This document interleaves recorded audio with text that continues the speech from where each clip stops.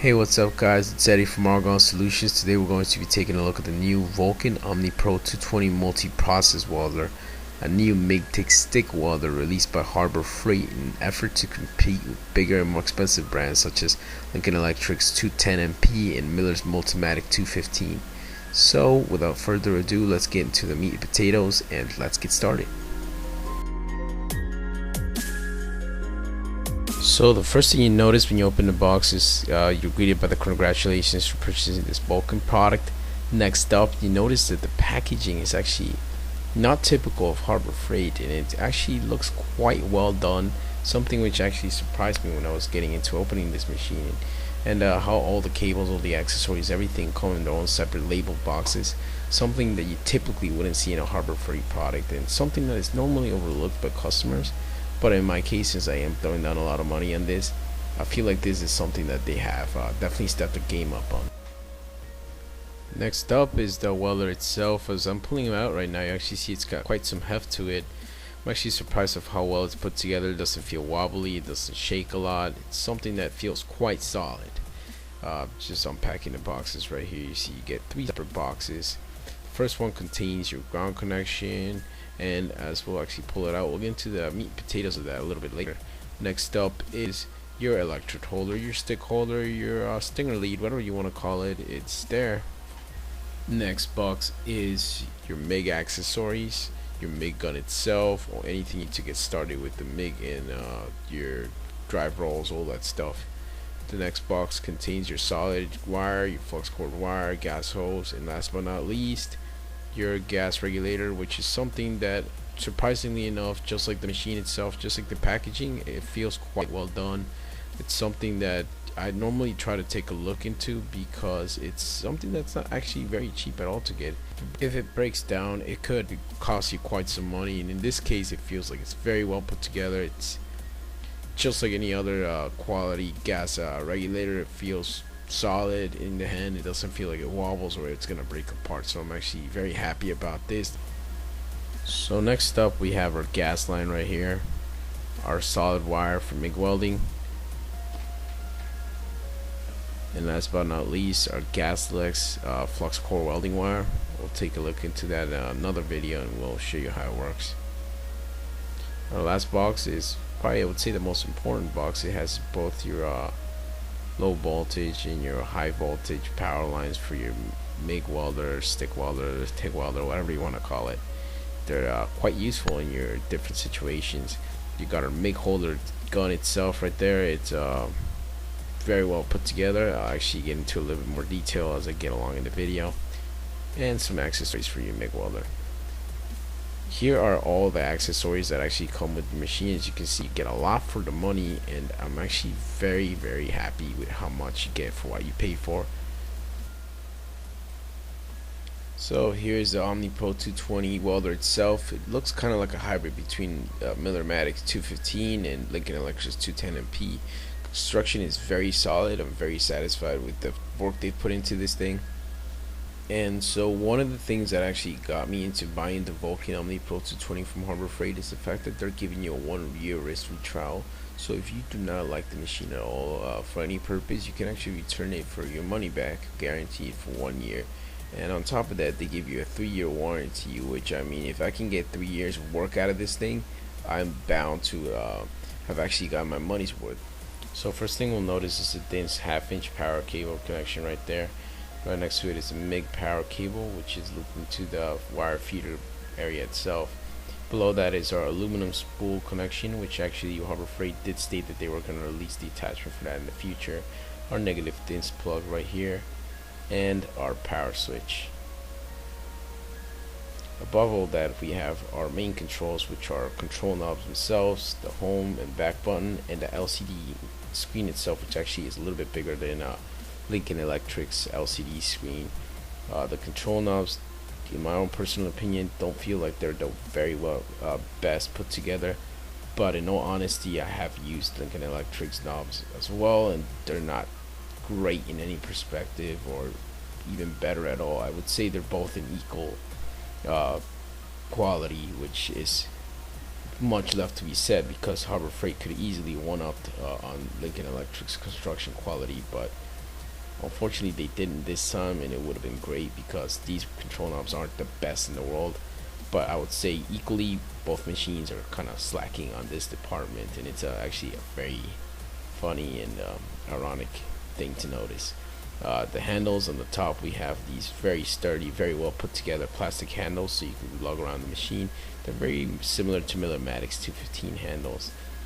The construction quality in the machine is actually pretty well put together. It feels like a very solid machine. It's got good quality metal right here.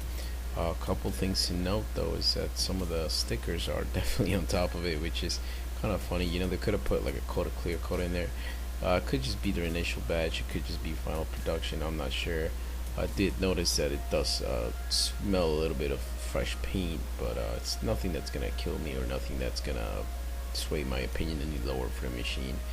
I do like that it's got its own independent plug right here, so you can just plug in your cables, switch and go, your gas inlet. And one thing I do like about that cable switching option is that if your cable does break, you can just replace it. They're very inexpensive online, and you're good to go. Nothing that you have to worry about, and it's definitely something that I'm very, very, very happy about. Right here you got your duty cycle charts, which should show you how duty cycles for all three uses of the machine, which I find that's always necessary in every machine. Moving towards the other side of the machine, we have our door itself for the wire feeding area. So as we're lifting it right here, we can see that it's got really neat instructions right here how to set up the machine for wire feeding, the power cable itself for the MIG, and spool holder right here. It's very well put together. My own personal opinion, top notch. Very basic instructions right here. A lot of mid to higher end machines already come with these, so it's not like it's something out of the norm, but I thought it was kind of cool that they're definitely following suit themselves. We have our wire feeding unit here, and it's aluminum casting, so I feel that that's definitely a step up for, you know, typical Harbor Freight. So it's definitely very something that they've definitely worked for, and I'm very satisfied that they've done. It also has a cold feeding area button on that area below there.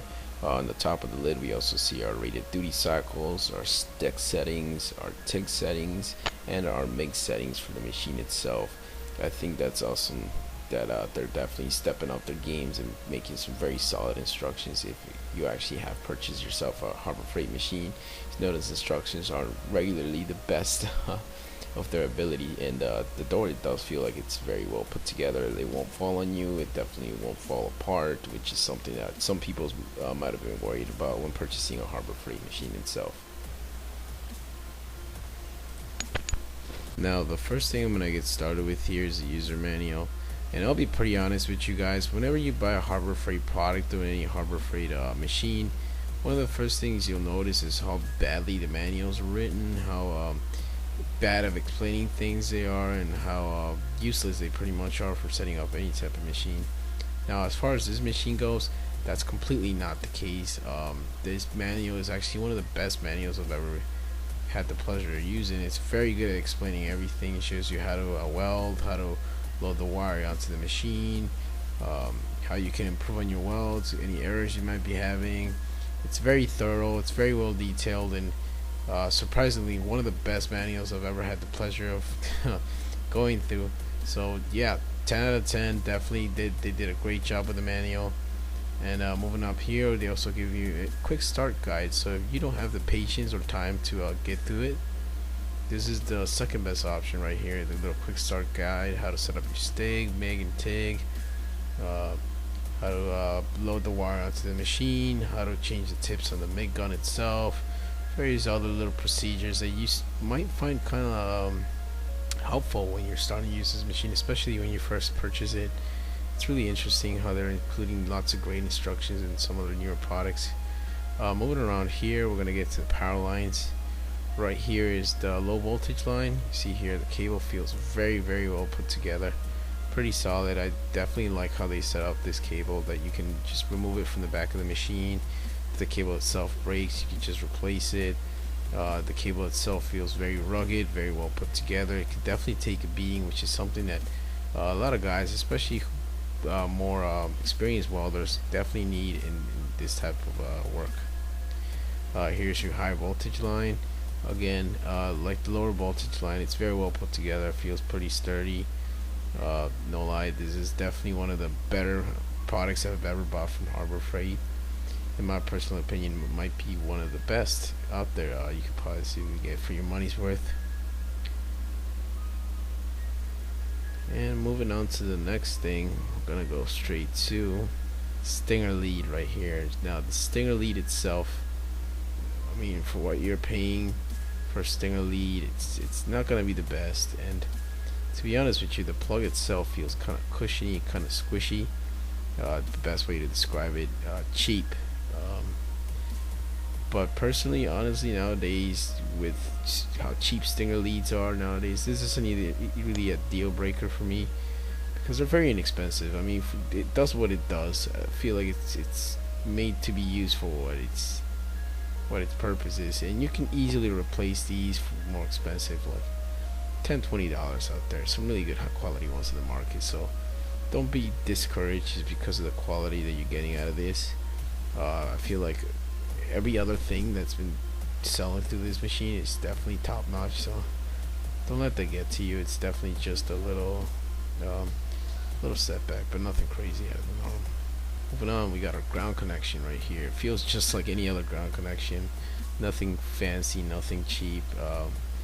The ground clamp itself feels very well put together. I like how it's set up. Some other guys may not, but I feel like this is just necessary, just okay. The plug itself, once again, feels exactly like the stick plug, squishy. Like, look how it just easily conforms, and it's very alarming, but not so much that, you know, those connections are very inexpensive online, and you can get some high quality ones nowadays, so it's nothing to freak out about. Here's once again the gas flow meter right here. It's very well put together, pretty sturdy. I definitely like it. I think they did a pretty decent job. So 10 out of 10 in this. I feel like it's something that a lot of guys kind of like, you know, aren't too happy about if they don't get a quality one. So the fact that they did a pretty decent job here is definitely past my expectations for Harbor Freight product. Moving on, we have the gas hose right here. Now, to be honest with you, I've definitely had more than plenty of my fair share of gas hoses. I'd say this is just below average. It feels very cheap. It doesn't feel good high quality one. In fact, I'll show you one right here, which I have in one of my HP machines. Flex hose, super flex, one of those CK worldwide type of cables, and it's very well made. It's very well put together. So in comparison, you can't really compare these two cables. Here's the MIG wire itself. You know, just a little sample piece. It's cool how they include that with it. Very neat, definitely like that. And the gasless flex core welding wire right here. So next up is the MIG cable itself. Now, this is something to definitely take into account. This thing is very well put together. It feels like a solid quality cable. I've had plenty of cables around, and you know, to compare those, and I've seen more expensive machines offer lesser quality cables. This is actually pretty decent. I definitely do like how they added a little spring here to try to prevent those like the tips from bending, and the connection itself is pretty good as well. So definitely something that Harbor Freight did. I guess they did the research on and compared to other machines. And to be honest with you, I've seen more expensive machines provide you lesser quality cables. So just the fact that they went out of their way, did some research on this, definitely impressed me. I definitely think that they're going above and beyond in some of their products. It definitely isn't the only product I've seen improvements on, and this feels good in the hand, feels comfortable, it feels like it does. I like how it the gun itself has a long neck. The gun itself is great. I mean, definitely above my expectations. I did not expect something that well to come out in this machine, so that's top notch right there, and I'm very satisfied. And just one last little thing which I thought was kind of neat, this metal gauge measuring tool, I guess.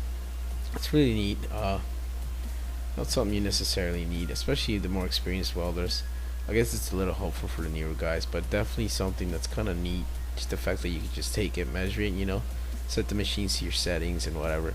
So it's kind of cool that they added this. It's definitely something that you don't typically see in a machine. So hey, just another little cool perk that they added here. So I'm very satisfied overall, and I think that's kind of neat right there. So with all that said, my expectations for this machine have definitely been exceeded above and beyond.